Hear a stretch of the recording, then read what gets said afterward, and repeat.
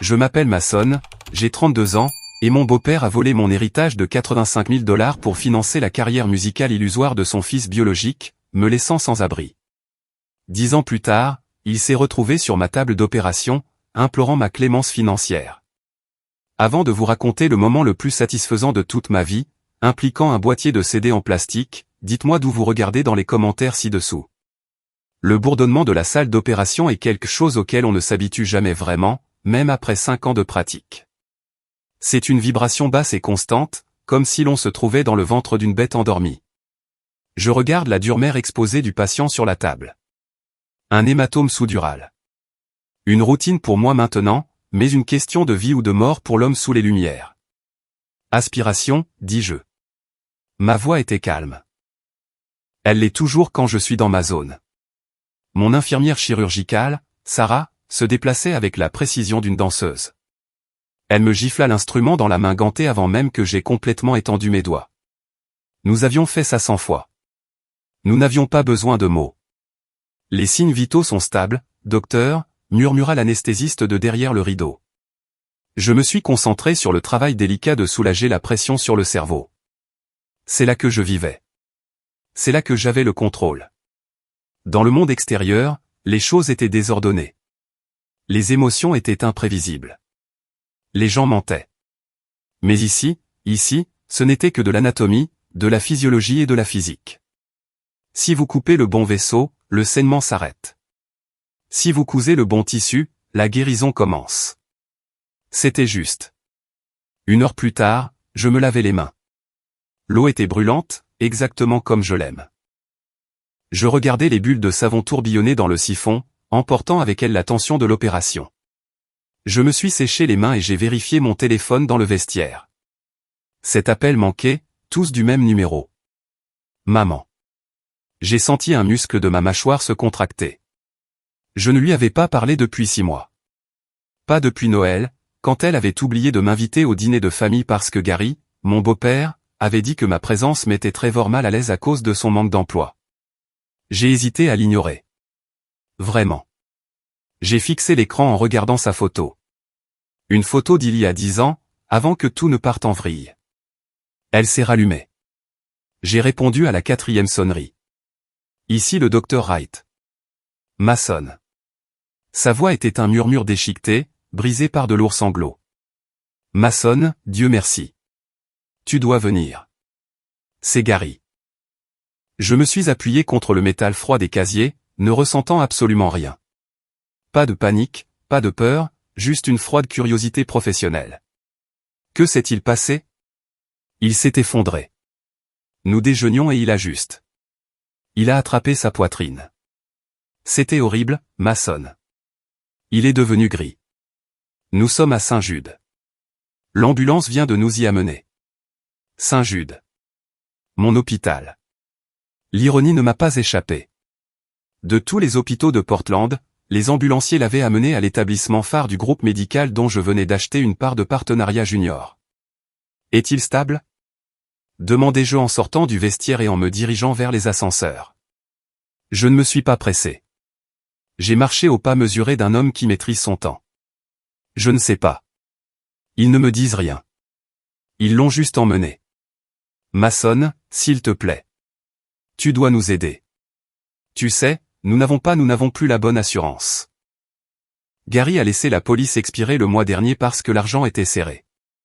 Bien sûr qu'il l'avait fait. Je suis dans le bâtiment, dis-je en entrant dans l'ascenseur et en appuyant sur le bouton du hall. Même si les urgences étaient au rez-de-chaussée, j'avais besoin d'un moment. J'avais besoin de respirer l'air de ma réussite avant d'inhaler la puanteur de leur échec. Je serai là dans 10 minutes. 10 minutes, Mason. Il pourrait être en train de mourir. Je suis neurochirurgien, mère, pas cardiologue. Je ne peux pas redémarrer son cœur avec un appel téléphonique. J'arrive. J'ai raccroché. Je suis d'abord allé au parking des médecins. J'avais besoin de la voir.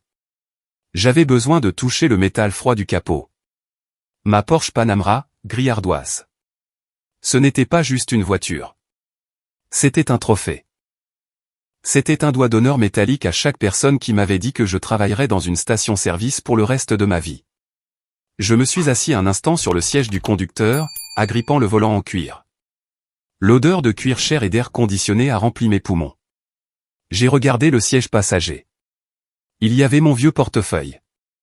À l'intérieur de ce portefeuille, il y avait une photo de mon père biologique, un homme qui s'était tué au travail pour me laisser un avenir. J'ai fermé les yeux et j'ai laissé le souvenir m'envahir. Le souvenir du jour où ma vie s'est scindée en 2 chronologies distinctes. Avant le vol, et après. Il y a 10 ans. J'avais 22 ans. Plein d'espoir, naïf, stupide. Je suis sorti de la voiture, je l'ai verrouillée et j'ai ajusté ma blouse blanche. Je me suis assuré que mon badge d'identification était visible, celui qui disait « Dr Mason Wright, chef de neurochirurgie ». Je suis entré aux urgences non pas comme un beau-fils effrayé, mais comme un dieu de cette institution. Les infirmières du poste se sont redressées en me voyant passer. Dr Wright. L'infirmière de triage a hoché la tête respectueusement. Nous avons une famille qui vous demande dans la salle d'attente B. Une Madame Elena Davis. Je sais, dis-je, la voix plate. Quel est le statut du patient? Gary Davis. Infarctus du myocarde massif. Il l'emmène en urgence au laboratoire de cathétérisme.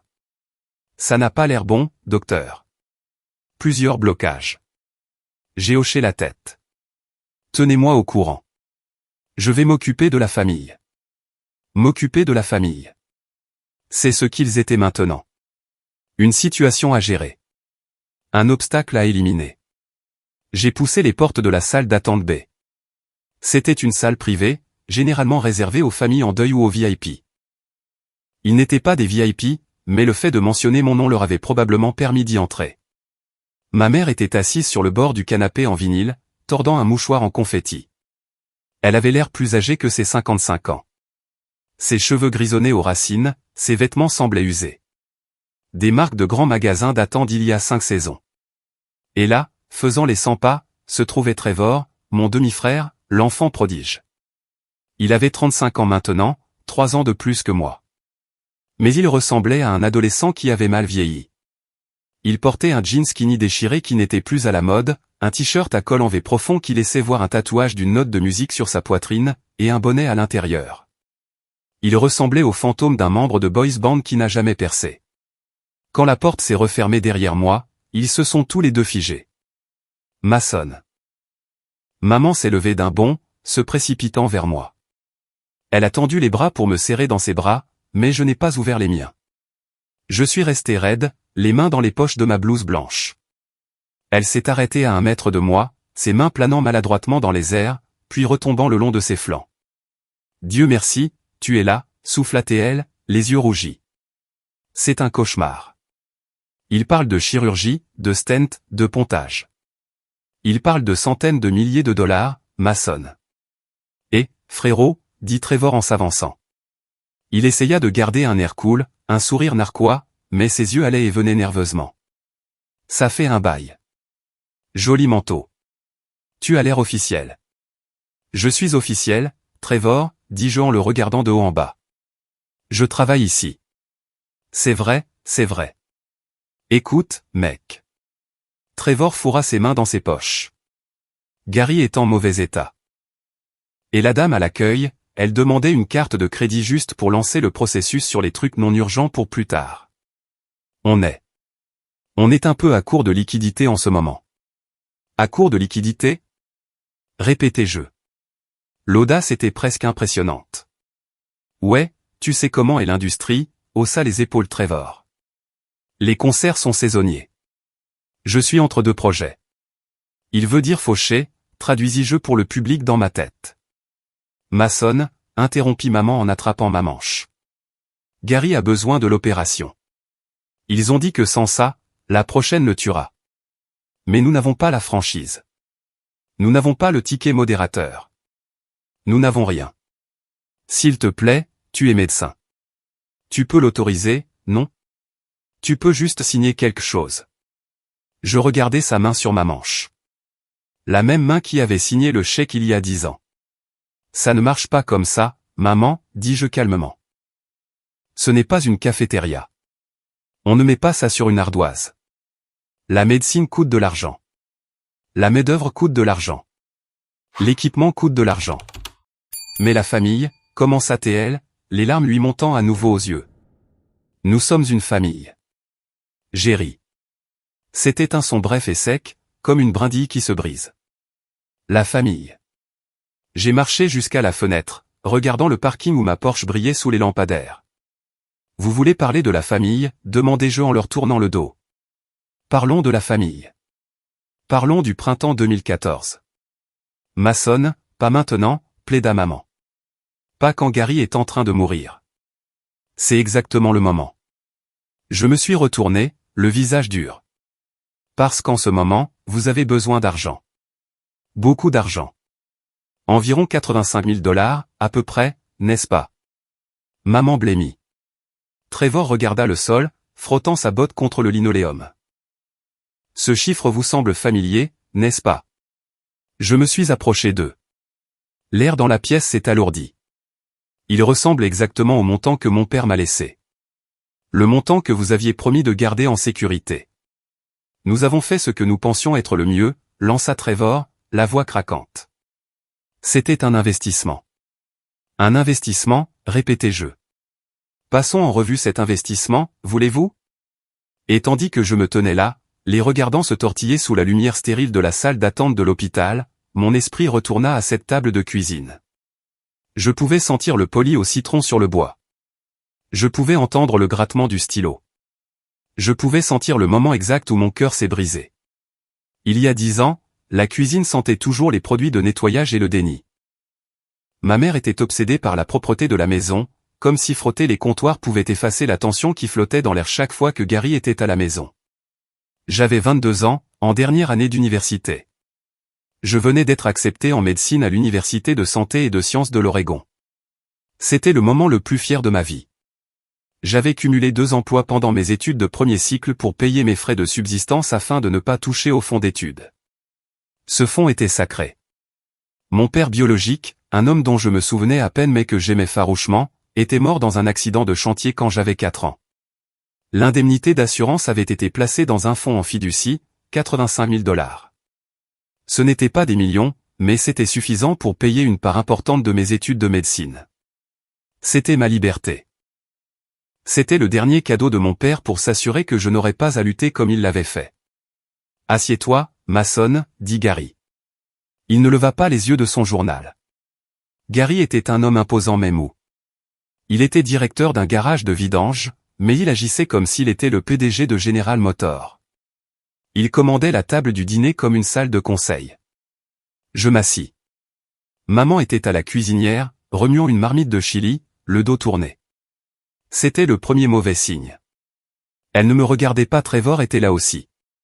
Il avait 25 ans à l'époque, assis les pieds sur la chaise vide, grattant maladroitement une guitare acoustique.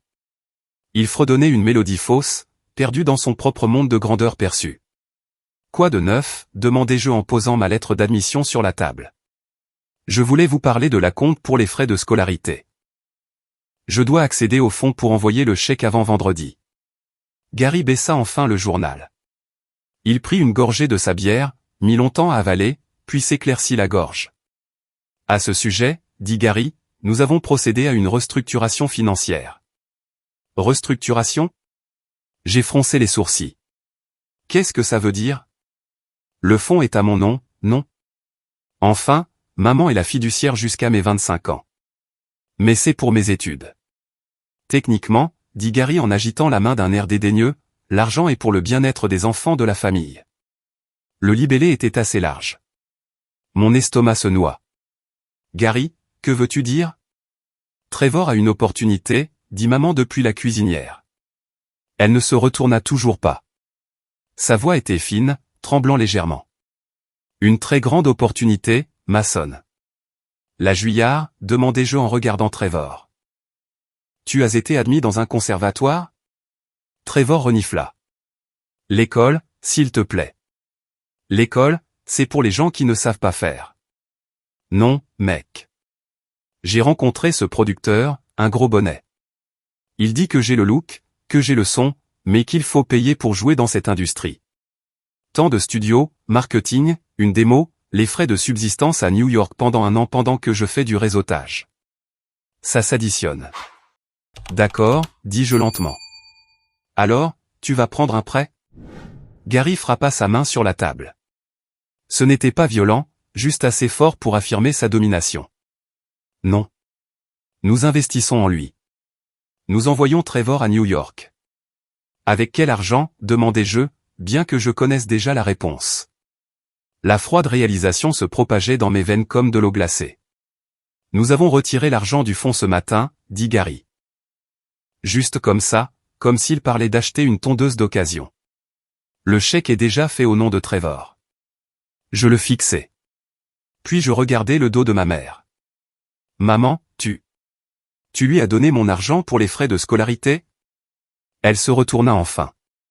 Ses yeux étaient humides, mais sa mâchoire était serrée dans cette ligne têtue qu'elle prenait quand elle répétait les opinions de Gary. Mason, chérie, s'il te plaît, comprends. Tu es intelligent.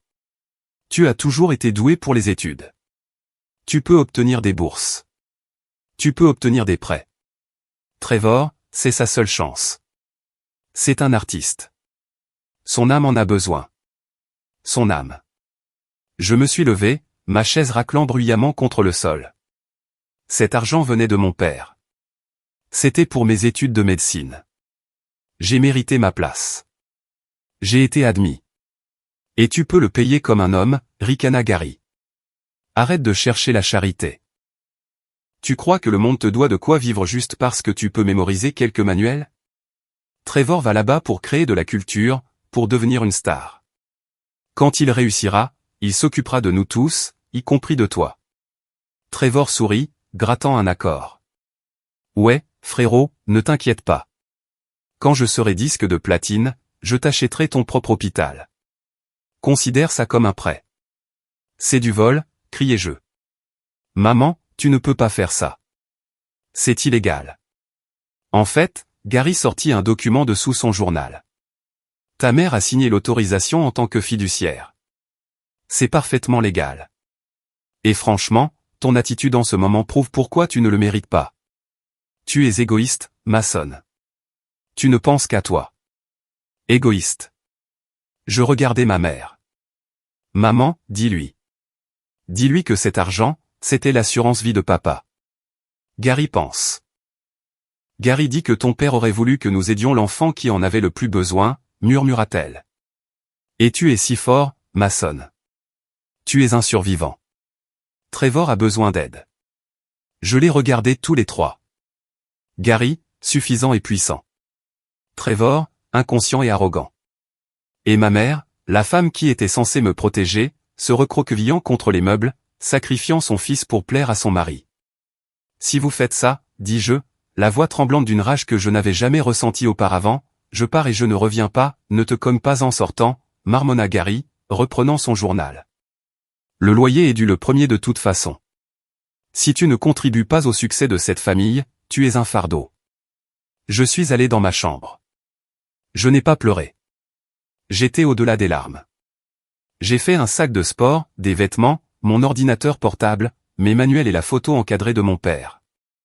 J'ai laissé le reste. J'ai laissé le lit, les affiches, les souvenirs. Je suis sorti par la porte d'entrée sans dire un mot. J'ai entendu Trevor se mettre à chanter fort depuis la cuisine. New York, New York. Tandis que Gary applaudissait en décalé.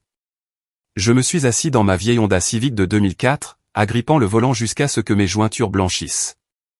J'avais $400 sur mon compte courant. Je n'avais pas d'endroit où vivre. J'avais une facture de frais de scolarité de $60 000 à payer dans 2 mois. J'ai regardé la maison une dernière fois. Je me suis promis à ce moment-là, je deviendrai médecin. Je serai riche. Je serai puissant. Et je ne leur demanderai plus jamais un centime. Mais je n'avais aucune idée de la difficulté des 5 années à venir. Les 3 années suivantes furent un tourbillon de caféine, d'épuisement et de colère viscérale. Pendant que Trevor menait la grande vie à New York, je vivais dans ma Honda Civic pendant les 3 premiers mois de mes études de médecine. Vous connaissez ce dicton, ce qui ne vous tue pas vous rend plus fort. C'est des bêtises. Ce qui ne vous tue pas vous fatigue. Ça vous endurcit.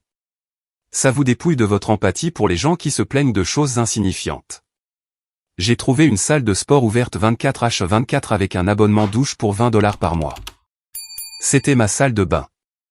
Je garais ma voiture au fond du parking de l'hôpital sous un lampadaire vacillant et j'étudiais l'anatomie et la physiologie à la lumière d'une lanterne de camping parce que je ne voulais pas vider la batterie de ma voiture.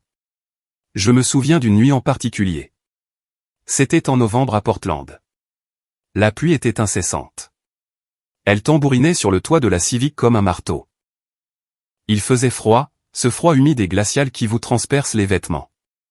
Je mangeais une conserve de haricots froids parce que je n'avais pas les moyens de me payer un repas chaud. Mes prêts étudiants couvraient les frais de scolarité, mais après les taux d'intérêt élevés et les frais administratifs, il me restait à peine de quoi manger. J'avais essayé de trouver un travail à temps partiel, mais les études de médecine, c'est 80 heures par semaine d'études. J'ai ouvert Facebook sur mon téléphone fissuré. Je n'aurais pas dû. C'était du masochisme émotionnel. Il y avait un post de Trevor. Il était dans une boîte de nuit à Manhattan, géolocalisée au Oaxaca. Il tenait une bouteille de vodka Grey Goose qui coûtait plus cher que ma voiture. Il était entouré de gens qui semblaient payer pour être là. La légende disait, à la poursuite des rêves, le travail ne s'arrête jamais. Le travail. Il appelait boire de la vodka avec l'argent de mon père, le travail. J'ai jeté mon téléphone sur le siège passager. J'avais envie de crier, mais j'étais trop fatigué. Une semaine plus tard, j'ai touché le fond. Je n'avais plus d'argent pour manger 3 jours avant le versement de mon prêt. J'étais étourdi pendant les tournées. Mon médecin traitant, le docteur Holloway, l'a remarqué. « Right » aboya-t-il lors d'un examen neurologique. « Vous vacillez. Vous êtes ivre ?»« Non, monsieur, marmonnai-je. Je n'ai juste pas pris de petit déjeuner. »« Mangez » dit-il d'un air dédaigneux. Je n'ai pas besoin que des résidents s'évanouissent sur mes patients. J'ai quitté l'hôpital et je suis allé dans un centre de don de plasma un peu plus loin. Je me suis assis dans un fauteuil en vinyle pendant 1 heure pendant qu'une machine pompait le sang de mon corps, séparait le plasma et me réinjectait la solution saline froide. J'ai reçu 40 $ sur une carte de débit. J'ai acheté du beurre de cacahuète, du pain et des pommes. Je me sentais comme un roi. Ce soir-là, j'ai reçu un message de Marcus. Marcus était le meilleur ami de Trevor au lycée. Le seul qui semblait avoir un cerveau. Marcus est mec. Je sais que toi et ta famille ne vous parlez pas, mais j'ai pensé que tu devrais savoir. Moi, savoir quoi? Marcus, j'ai rendu visite à Trevor à New York la semaine dernière. Il ne prend pas de cours, maçonne. Il a abandonné l'atelier de théâtre après 2 semaines parce que le professeur étouffait sa créativité. Moi, alors, qu'est-ce qu'il fait? Marcus, il fait la fête. Il fait du réseautage dans les clubs tous les soirs. Il loue un loft à Brooklyn qui coûte 4 000 $ par mois. Il dilapide cet argent, maçonne, vite. Il a acheté un bulldog français de race pure nommé Hamilton. J'ai fixé l'écran. L'argent de mes frais de scolarité, l'argent du sang de mon père. Il se transformait en nourriture pour chiens et en vodka. Ce message a changé quelque chose en moi. Avant, j'essayais juste de survivre. Maintenant, j'étais animé par une pure et simple rancune. La rancune est un carburant puissant. Il brûle salement, mais il brûle fort. J'ai étudié plus dur. Je suis devenu obsédé. Quand les autres étudiants sortaient boire un verre le vendredi soir, j'étais au laboratoire d'anatomie. J'ai disséqué chaque nerf, chaque vaisseau jusqu'à ce que je puisse le faire les yeux fermés. Je me suis porté volontaire pour chaque service supplémentaire. Je me suis rendu indispensable aux résidents. J'ai obtenu mon diplôme en tête de ma classe, major de promotion. J'ai envoyé une invitation à la cérémonie de remise des diplômes à la maison de ma mère. Je ne m'attendais pas à ce qu'ils viennent, mais je voulais qu'ils le voient. Je voulais qu'ils tiennent la preuve physique de ma réussite entre leurs mains. Le jour de la remise des diplômes, j'ai balayé la foule du regard. J'ai vu des centaines de parents fiers, en larmes, tenant des fleurs. J'ai cherché ma mère. Elle n'était pas là. Plus tard, j'ai vérifié Facebook. Gary avait posté une photo de 3 dans un casino à Reno. La légende, week-end en famille pour célébrer le retour de Trevor de New York. La grosse pomme n'était pas encore prête pour son génie, mais il est de retour pour se regrouper. Ils sont allés dans un casino le jour de ma remise de diplôme. Je me tenais dans ma toge et mon mortier, tenant mon diplôme. Le docteur Caldwell, le doyen de la médecine, m'a serré la main. « Dr Wright », a-t-il dit. « Vous avez un brillant avenir devant vous. Nous avons de la chance de vous garder pour votre résidence. »« Merci, monsieur », ai-je dit. « Je ne vous décevrai pas, je suis retourné à ma voiture. » J'avais amélioré pour une Toyota Camry d'occasion à ce moment-là. Et j'ai conduit jusqu'au cimetière. Je me suis assis près de la tombe de mon père. « Je l'ai fait, papa », ai-je dit à la pierre tombale. « Je l'ai fait sans eux. Et je te promets que je ferai en sorte qu'ils ne nous prennent plus jamais rien. » 5 ans plus tard, le succès en médecine est exponentiel. Une fois que vous avez franchi la barrière de la résidence et que vous devenez titulaire, le monde s'ouvre à vous. Je me suis spécialisé en neurochirurgie, à haut risque et haute récompense. J'avais des mains stables et des nerfs d'acier, des traits forgés sur la banquette arrière froide d'une Honda Civic. J'ai commencé à gagner de l'argent réel, le genre d'argent que Gary faisait semblant d'avoir. J'ai acheté un condo dans le Pearl District. J'ai acheté la Porsche, non pas parce que je me souciais des voitures, mais parce que Gary les aimait. Je voulais un jour me présenter chez eux dans une voiture qui coûtait plus cher que leur maison. Petit? Oui. Satisfaisant? Absolument. Pendant ce temps, l'enfant prodige s'était écrasé. Trevor avait dilapidé les 85 000 $ en 18 mois. Il est revenu de New York avec rien d'autre qu'une valise de vêtements de marque dans lesquels il ne rentrait plus et une dépendance à la drogue qu'il ne pouvait pas se permettre. Il a réemménagé dans son ancienne chambre chez maman et Gary. Il avait 30 ans, travaillait à temps partiel dans un magasin de guitares, vendant des Stratocaster d'entrée de gamme à des adolescents. Je les ai gardés à l'œil, pas directement, mais par le bouche à oreille. Je savais que les choses allaient mal. Le garage de Gary avait des difficultés. Il avait refusé de s'adapter aux hybrides et aux véhicules électriques modernes, les qualifiant de jouets, et les affaires avaient chuté. Maman travaillait comme hôtesse d'accueil chez Walmart. Celle-là m'a fait un peu mal. Malgré tout, c'était ma mère. Mais chaque fois que je pensais à l'aider, je me souvenais de la signature sur ce chèque. Je les ai vus une fois il y a environ 1 an, à l'épicerie. J'étais dans la file derrière eux. Ils ne m'ont pas vu. Gary se disputait avec la caissière à propos d'un coupon qui avait expiré.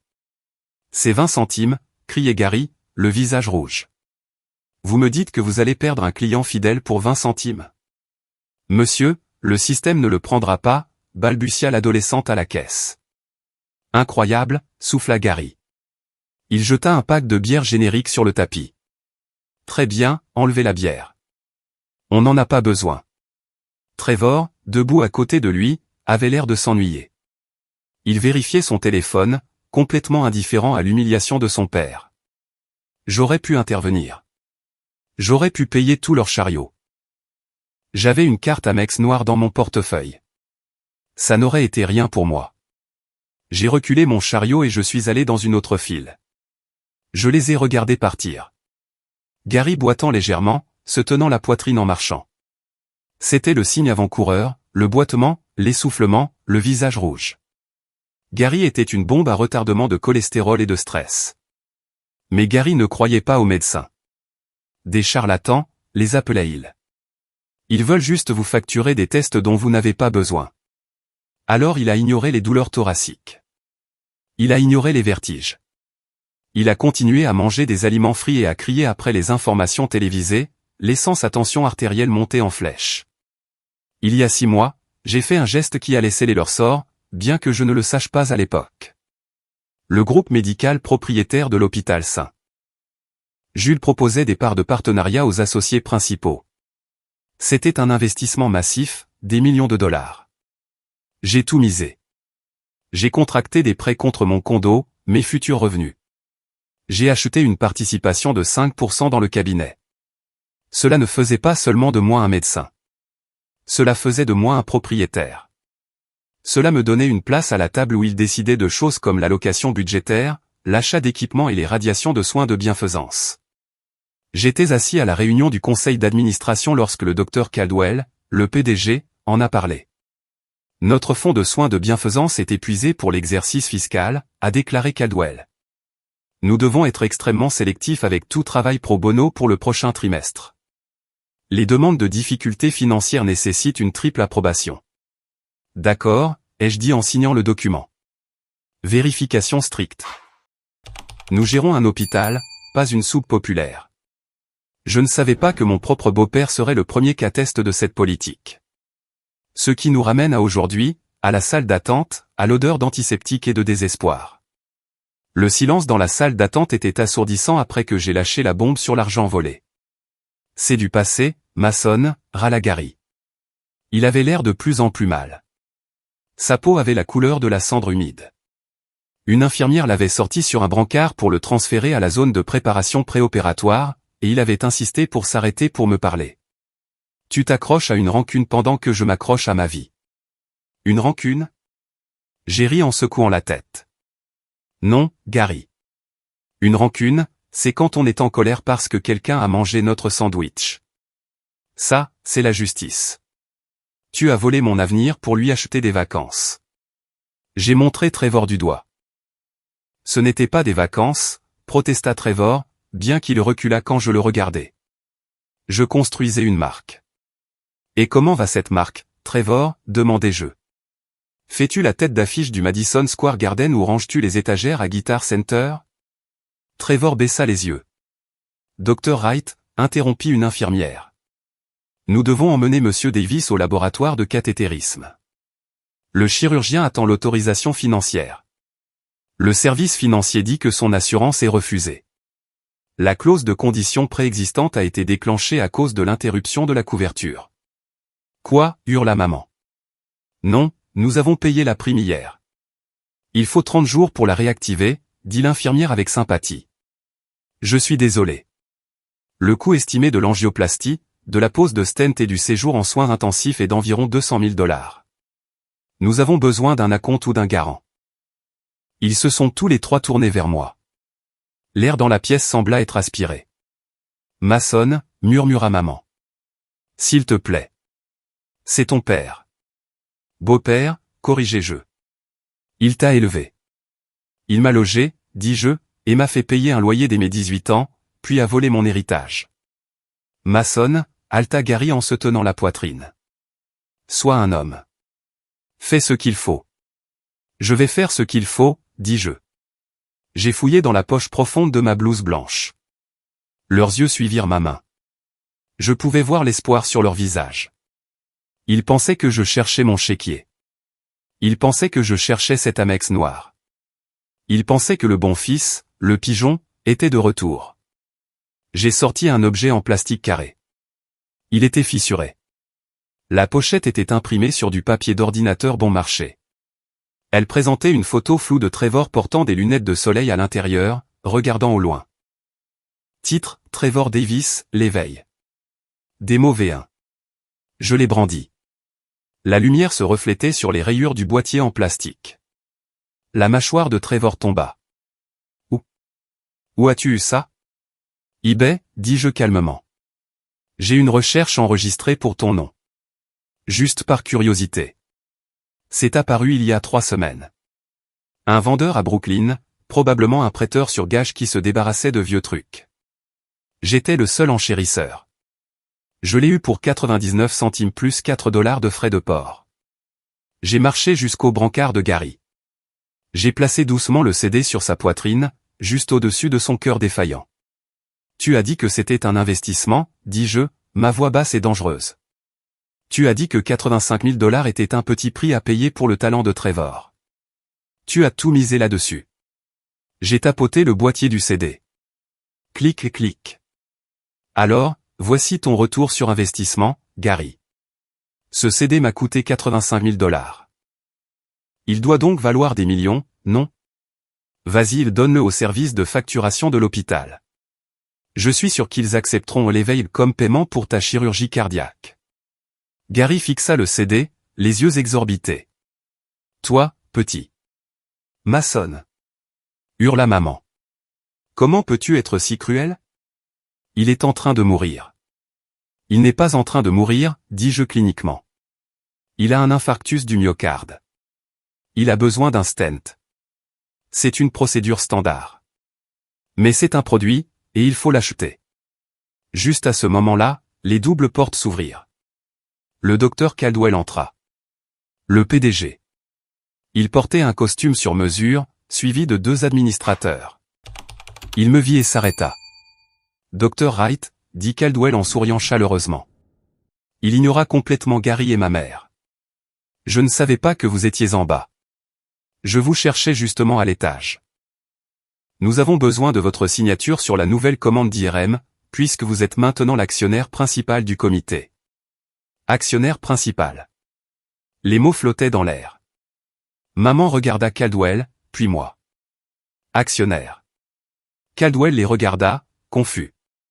Oh, je suis désolé. Ce sont vos patients, Mason?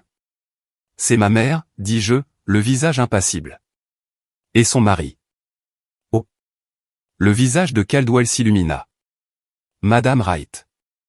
Enchanté. Vous devez être incroyablement fier. Mason est notre plus jeune associé. Il possède pratiquement 5% de ce bâtiment. C'est le meilleur chirurgien que nous ayons. Gary avait l'air d'avoir une deuxième crise cardiaque. La prise de conscience le frappa comme un train de marchandises. Je n'étais pas seulement un employé. J'étais le propriétaire. Eh bien, Caldwell vérifia sa montre. Je vous laisse gérer ça. Nous traitons la famille comme de l'or ici, bien sûr. Caldwell s'éloigna.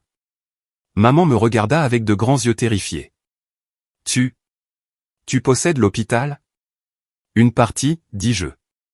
Assez pour avoir mon mot à dire sur les demandes de soins de bienfaisance. Alors fais-le, cria Trevor. Signe le papier. Sauve-le. Je regardai Trevor, puis Gary, puis le CD sur la poitrine de Gary. Non, dis-je. Non. Maman haleta. Elle avait l'air comme si je l'avais giflé. Je ne le signerai pas comme un cas de bienfaisance, dis-je. Parce que ce n'est pas de la bienfaisance. La bienfaisance, c'est pour les gens qui ont épuisé toutes les options. Vous n'avez pas épuisé toutes les options. Vous avez un homme de 35 ans capable, juste là. J'ai montré Trevor du doigt. Moi, couina Trevor. Oui, toi, dis-je. Voici l'accord. J'ai parlé au service de facturation. Ils sont prêts à mettre en place un plan de paiement, mais cela nécessite un acompte et un co-signataire avec un revenu stable. J'ai pris un presse-papier du poste des infirmières. Gary subit l'opération, dis-je. Aujourd'hui. Tout de suite. Je veillerai personnellement à ce que le docteur Evans le fasse. C'est le meilleur cardiologue de la côte ouest. Le soulagement inonda le visage de maman. Oh, Mason, merci. Je savais que tu... Je n'ai pas fini. Je l'ai coupé. Je me suis tourné vers Trevor. Je ne paie pas pour ça, dis-je. Je suis le garant. Cela signifie que si vous ne payez pas, ils viendront me chercher. Mais je ne paie pas la facture mensuelle. C'est Trevor qui paie. Je ne peux pas me permettre ça, cria Trevor. Je travaille à temps partiel. Alors tu prends un deuxième travail, dis-je. Ou un troisième. L'entrepôt sur la 4e rue embauche des emballeurs de nuit. 18$ de l'heure. Tu commences là. Tu mets chaque centime dans le remboursement de cette dette. Mais ma musique, commença Trevor. Ta musique est finie, lancez-je. Le marché a parlé.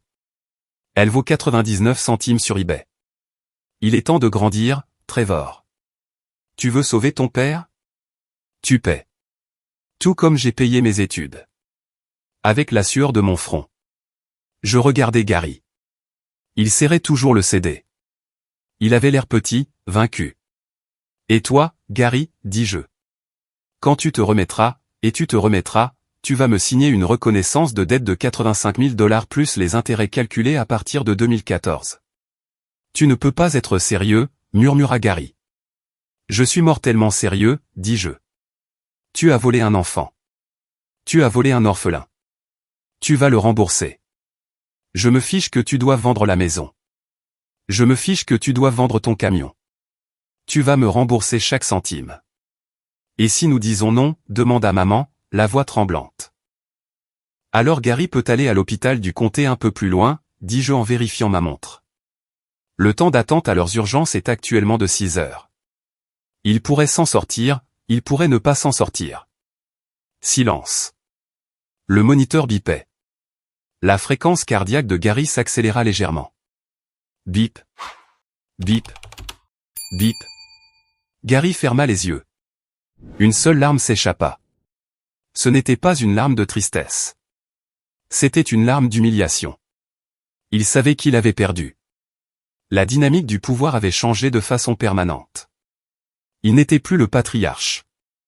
Il était le dépendant. Très bien, murmura Gary. Très bien. On le fera. Trevor. Je le regardais. Trevor regarda son père, pâle et haletant sur le brancard. Il me regarda, debout et grand dans ma blouse blanche. Il regarda ses propres mains, douces et sans callosité. Je prendrai le travail à l'entrepôt, marmonna Trevor. Bien. J'ai fait un signe de tête à l'infirmière. Emmenez-le au laboratoire de cathétérisme. Alors qu'ils emmenaient Gary, le CD glissa de sa poitrine et tomba bruyamment sur le sol. Personne ne le ramassa. Maman se tenait là, me regardant. Elle ne savait pas si elle devait me serrer dans ses bras ou me gifler. « Tu as changé, Mason, dit-elle. Tu étais si doux avant. »« Je n'ai pas changé, maman, dis-je en me tournant pour retourner aux ascenseurs. J'ai juste grandi. Vous devriez essayer un jour. » Je suis retourné à l'ascenseur, appuyant sur le bouton pour le dernier étage, mon bureau. Quand les portes se sont fermées, j'ai expiré un souffle que j'avais l'impression de retenir depuis 10 ans. Mes mains tremblaient légèrement, non pas de peur, mais de l'adrénaline d'avoir enfin, défendu le garçon de 22 ans qui avait été mis à la porte sous la pluie. Je suis allé à la fenêtre de mon bureau et j'ai regardé la ville. J'ai vu la baie des ambulances. J'ai vu les lumières de la ville. J'avais sauvé sa vie. Je savais que le docteur Evans le réparerait. Mais je m'étais aussi sauvé moi-même. Je me suis assis à mon bureau en acajou. J'ai sorti mon téléphone et j'ai ouvert mon application bancaire. J'ai regardé le solde. Il y avait beaucoup de zéros. Mais la chose la plus précieuse que je possédais n'était pas l'argent. C'était le regard sur le visage de Gary quand il a réalisé que le beau-fils inutile était la seule chose qui se tenait entre lui et la tombe. 6 mois se sont écoulés depuis ce jour. Et laissez-moi vous dire, les nouvelles sont satisfaisantes. Mais je garderai les détails de la nouvelle vie de Trevor en tant qu'emballeur d'entrepôt et du premier chèque de paiement de Gary pour la prochaine partie. 6 mois. C'est le temps qu'il faut à un os pour se ressouder complètement ou à une vie pour changer complètement de trajectoire. C'était un mardi d'octobre, le genre de journée fraîche et pluvieuse de Portland qui fait coller les feuilles au trottoir. J'étais assis dans mon bureau à l'hôpital, examinant les rapports budgétaires trimestriels du service de neurochirurgie. Les chiffres étaient bons. Le service était rentable. Mes investissements personnels étaient en hausse.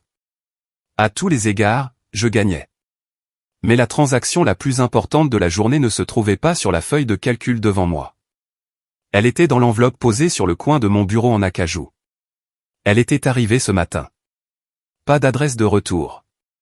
Juste mon nom écrit à la main dans une écriture que j'ai reconnue instantanément. Je l'ai prise. Elle était légère. J'ai utilisé mon coupe-papier en argent pour fendre le dessus. À l'intérieur, il y avait un chèque de banque. Montant, 1200 $.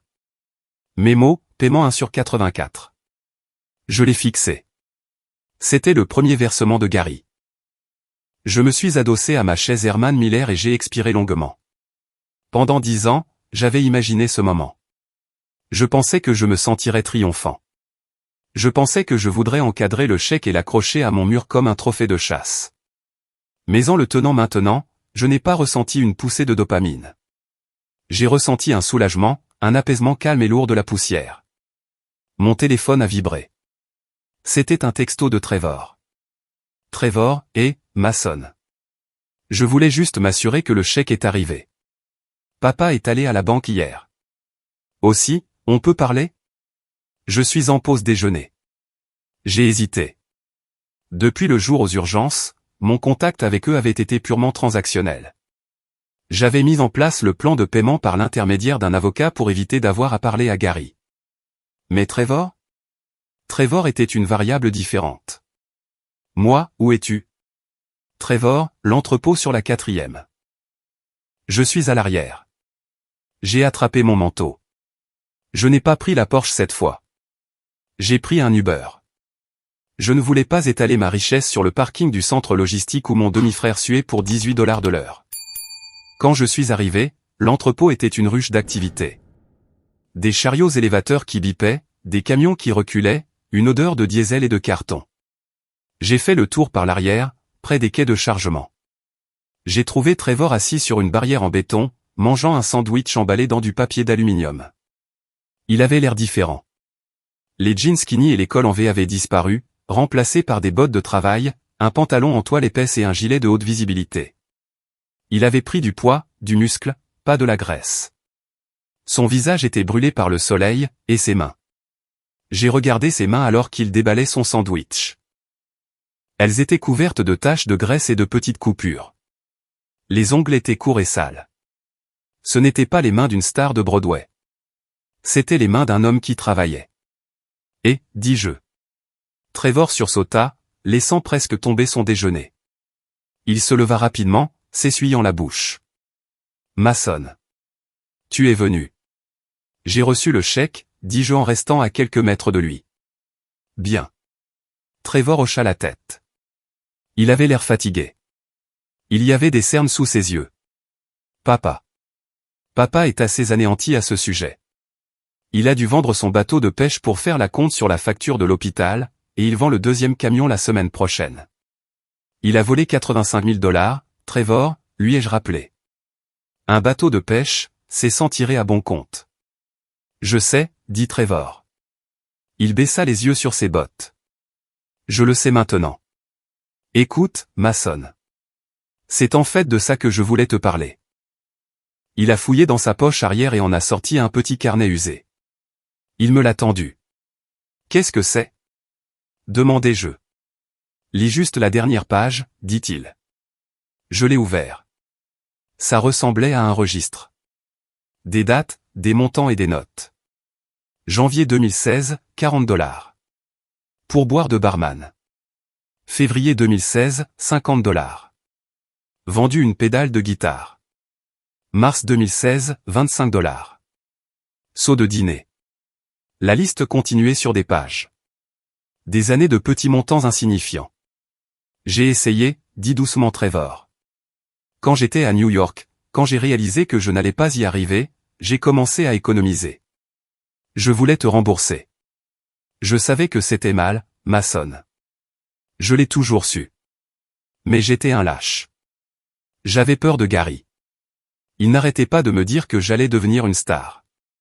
Et si j'admettais que je te devais de l'argent, j'admettais que j'avais échoué.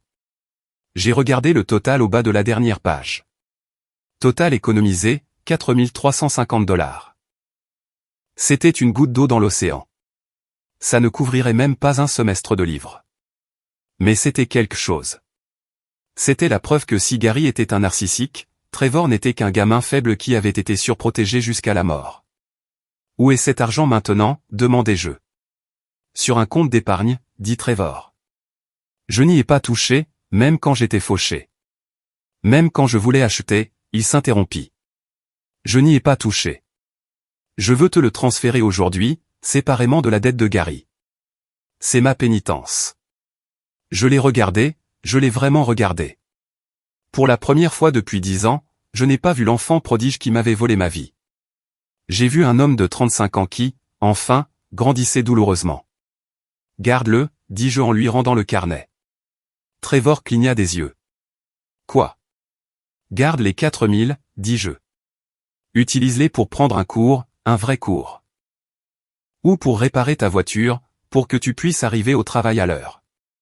Considère ça comme la bourse que je n'ai jamais eue.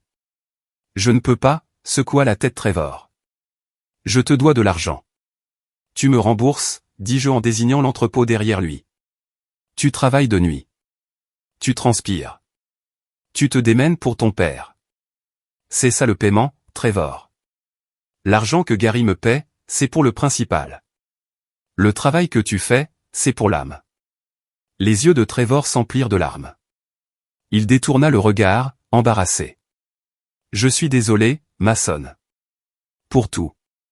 Pour avoir été un gamin pour y gâter, pour les avoir laissés le prendre. Je sais, dis-je. Et pour la première fois, je l'ai vraiment cru. Comment va-t-il, demandai-je. Gary. Physiquement, il se remet. Le docteur Evans a fait un excellent travail, dit Trevor. Mentalement, il est brisé. Mason, tu l'as vraiment brisé. Il reste assis dans son fauteuil et fixe le mur. Il a l'impression d'avoir laissé tomber tout le monde. Il a échoué, dis-je froidement. Mais il est vivant pour le ressentir. C'est plus que ce qu'il a accordé à mon père.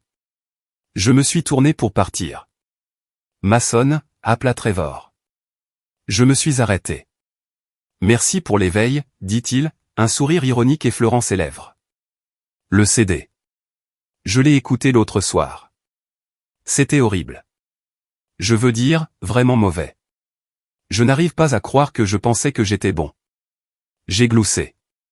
C'était la première fois que je riais avec mon frère depuis 15 ans. Ouais, c'était assez mauvais. Tiens-t'en à la logistique, Trève. Je suis retourné à mon Uber avec une légèreté dans ma démarche que je n'avais pas ressentie depuis des années. La colère, ce charbon ardent que j'avais porté dans ma poitrine depuis mes 22 ans, se refroidissait. Elle n'avait pas disparu. On ne pardonne pas un vol comme ça du jour au lendemain. Mais elle ne me consumait plus. Une semaine plus tard, j'ai reçu un email de ma mère. Objet, café. J'ai hésité à le supprimer, mais la conversation avec Trevor avait adouci quelque chose en moi. Pas le pardon, exactement, mais la curiosité. Nous nous sommes retrouvés dans un Starbucks à mi-chemin entre mon condo et leur maison. Territoire neutre. Elle avait l'air vieille. Le stress de la crise cardiaque de Gary et la pression financière du plan de remboursement se lisaient sur son visage. Elle portait un manteau que je me souvenais de ma remise de diplôme du lycée. Mason, dit-elle en enroulant ses mains autour d'un thé chaud. Merci d'être venu. J'ai 20 minutes, maman, dis-je en vérifiant ma montre. Limite. Je sais. Tu es important. Tu es occupé. Elle hocha rapidement la tête. Je voulais juste. Je voulais te donner ça. Elle a fait glisser une petite boîte sur la table. Je l'ai ouverte. À l'intérieur se trouvait une montre, une vieille Timex usée avec un bracelet en cuir qui se craquelait avec l'âge. Mon souffle se coupa. C'était celle de ton père, murmura-t-elle. Le vrai. Ton père. Je l'ai trouvé dans le grenier quand nous cherchions des choses à vendre. J'ai pris la montre. Je me suis souvenu de l'odeur d'Old Spice et de sueur de bois. Je me suis souvenu d'être assis sur les genoux de mon père, écoutant le tic-tac de cette montre contre son oreille. Gary. Gary voulait la vendre, admit-elle, la voix tremblante. Il a dit qu'elle pourrait valoir $50 chez un prêteur sur gage. Mais j'ai dit non. Je l'ai caché. Je lui ai dit que je l'avais perdue. Elle leva les yeux vers moi, des larmes coulant sur son visage. Je ne peux pas te rendre l'argent, Mason. Je le sais. Je ne peux pas te rendre ces années. Je t'ai laissé tomber. J'ai laissé ma peur d'être seul, ma peur de Gary, j'ai laissé cela faire de moi une mauvaise mère. Mais j'ai sauvé la montre. C'est la seule chose qu'il me reste de lui. Et elle t'appartient. J'ai tenu la montre. Le verre était rayé. Ce n'était pas une Rolex. Elle ne valait rien pour personne d'autre. Mais pour moi, elle était plus lourde que le chèque de $1200. Pourquoi ne l'as-tu pas arrêtée? J'ai posé la question que je voulais poser depuis 10 ans. Pourquoi l'as-tu laissé prendre l'argent? Parce que j'étais faible, dit-elle simplement. Et parce qu'il m'a convaincu que tu étais assez fort pour y survivre. Et il avait raison, Mason. Tu l'étais. Tu es l'homme le plus fort que je connaisse. Mais ça ne rend pas la chose juste. Ça fait juste de toi un survivant de mon erreur. J'ai mis la montre. Elle était lâche à mon poignet. Merci pour la montre, dis-je. Je me suis levé. Je ne l'ai pas serrée dans mes bras. Nous n'en étions pas encore là. Peut-être que nous ne le serions jamais. Dis à Gary de s'assurer que le chèque du mois prochain est à l'heure, dis-je. Il le fera, hocha-t-elle la tête. Il a peur de toi, Mason. Bien, dis-je. Il devrait. Je suis sorti de ce Starbucks et sous la pluie. J'ai relevé le col de mon manteau et j'ai marché vers ma voiture. J'avais conduit la Porsche aujourd'hui. Elle était garée sur le trottoir, luisante, humide et grise, ressemblant à un requin attendant dans les bas-fonds. Je l'ai déverrouillé et je me suis glissé sur le siège du conducteur. La porte s'est fermée avec ce bruit sourd et coûteux que les ingénieurs passent des milliers d'heures à perfectionner. Le silence à l'intérieur fut instantané. J'ai posé mes mains sur le volant. J'ai regardé la montre Timex à mon poignet, juste à côté du poignet de ma chemise italienne sur mesure. Le contraste était saisissant. L'ancien et le nouveau, la pauvreté et la richesse, le passé et le présent. Pendant longtemps, j'ai pensé que le but de ma vie était de leur prouver qu'ils avaient tort. Chaque examen que j'ai réussi, chaque opération que j'ai effectuée, chaque dollar que j'ai gagné était une brique dans un mur que je construisais pour les tenir à l'écart. Je pensais que si je devenais assez riche, la douleur disparaîtrait. J'avais tort. L'argent n'a pas guéri la douleur. La Porsche n'a pas guéri la douleur. Même le fait de forcer Gary à me rembourser n'a pas guéri la douleur. Ce qui l'a guéri, c'est la prise de conscience que j'ai eue dans l'entrepôt avec Trevor et dans le café avec ma mère. Ils étaient petits. Ils n'étaient plus ces méchants monstrueux qui avaient du pouvoir sur moi. Gary était un homme malade et vieillissant qui vendait son camion pour payer une dette. Trevor était un gars en gilet de sécurité qui essayait de trouver un peu de dignité dans le travail acharné. Ma mère était une femme vivant avec le regret de ses choix. Ils n'étaient que des gens, imparfaits, brisés, petits. Et moi. Je n'étais plus la victime. Je n'étais pas le beau-fils. Je n'étais pas le compte en banque. J'étais le docteur Mason Wright. Je sauvais des vies. Je construisais des choses. J'avais traversé le feu de leur trahison et j'en étais sorti de l'autre côté non pas comme de la cendre, mais comme de l'acier. J'ai démarré le moteur. Le moteur a rugi, un grondement profond et guttural. Je suis sorti de la ville, en direction de la côte. J'avais besoin de conduire. Alors que l'autoroute s'ouvrait, j'ai pensé au concept d'héritage. Mon père m'a laissé 85 000 $. Ils l'ont volé. Mais ce faisant, ils m'ont par inadvertance donné un autre type d'héritage. Ils m'ont donné une faim. Ils m'ont donné une résilience qu'aucune somme d'argent ne pourrait acheter. Si j'avais eu cet argent, peut-être que j'aurais été plus tendre. Peut-être que je ne me serais pas battu si fort pour cette bourse. Peut-être que je ne serais pas le chirurgien que je suis aujourd'hui. Ne vous méprenez pas, je ne les remercie pas. Ce qu'ils ont fait était méprisable. Mais je remercie l'univers pour le résultat. Je me suis arrêté à un point de vue panoramique près de Cannon Beach. L'océan était agité, gris et violent contre les rochers. J'ai sorti mon téléphone. J'avais une dernière chose à faire. J'ai ouvert l'application bancaire. J'ai mis en place un nouveau virement automatique. Chaque mois, lorsque le chèque de 1200 $ de Gary serait encaissé, je transférerai automatiquement 1200 $ sur un nouveau fonds en fiducie. Bénéficiaire, à déterminer. Peut-être que ce serait pour mes propres enfants un jour. Peut-être que ce serait un fonds de bourse d'études pour un étudiant en médecine qui vivait dans sa voiture. Je ne savais pas encore. Mais je savais une chose. Cet argent ne serait jamais utilisé pour la vanité. Il ne serait jamais utilisé comme un raccourci. Il serait utilisé pour construire un avenir. J'ai regardé l'océan et j'ai souri. J'avais récupéré mon argent. J'avais récupéré ma dignité. Et surtout, j'avais la montre de mon père à mon poignet, égrenant les secondes d'une vie qui était enfin, vraiment, 100% la mienne. La meilleure vengeance n'est pas de détruire vos ennemis. C'est de les dépasser. C'est de regarder en arrière les gens qui ont essayé de vous enterrer et de réaliser qu'ils ne savaient pas que vous étiez une graine. Je suis remonté dans la voiture. J'avais un service à 6 heures du matin. Il y avait des cerveaux à réparer. Il y avait des vies à sauver. Et pour la première fois en 10 ans, je ne fuyais pas mon passé. Je conduisais vers mon avenir.